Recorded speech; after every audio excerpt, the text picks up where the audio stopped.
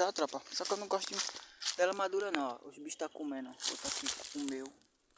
Vou até pegar os caroços pra fazer uns enxertos dessa manga aqui, que eu sou doido pra fazer um enxerto dessa manga aqui.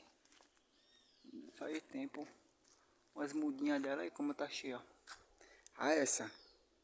Deixa eu botar pro claro aqui pra vocês verem melhor a cor aí. Essa tava ficando quase madura já. Só que eu não gosto dela madura, eu gosto dela assim. É nóis, tropa. Curte e compartilha, segue nós pra mais vídeo. Segue lá no Kawaii também. Dia a dia no mundo. Canal no YouTube Dia a dia no mundo também. É nóis.